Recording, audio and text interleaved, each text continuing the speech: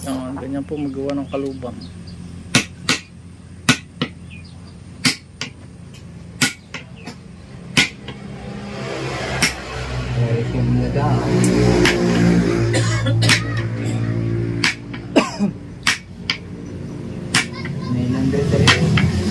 Mga ilang oras tatay ginagawa ang isa pong kaluban?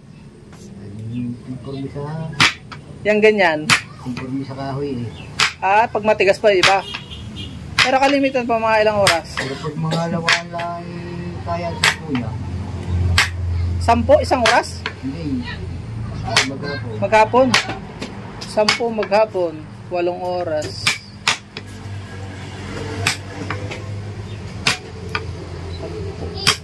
Kulang-kulang isang oras pala isa ano.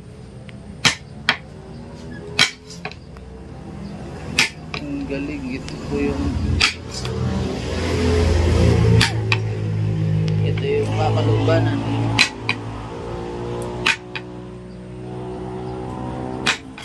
Yan na, sinasalugsog na. Tapos saka po yan pakikinisin.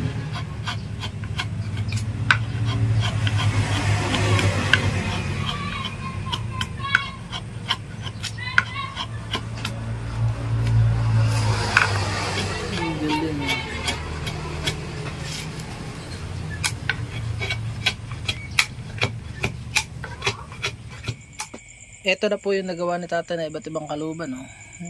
Pinagtulungan ng mag-ama. Iba-iba po styles. Yan, nakakatuwa. Oh. Pag ito pinturahin, napakaganda na. Hindi ko na pinakita po ng buo sa inyo. Pero yan po yung pinapakuha ng bakya. At pinipinturahan ko po para mas magandang ma-appeal. Pwede rin po ang varnish. Ano? Ganda. So yun lang po. Paalam and God bless.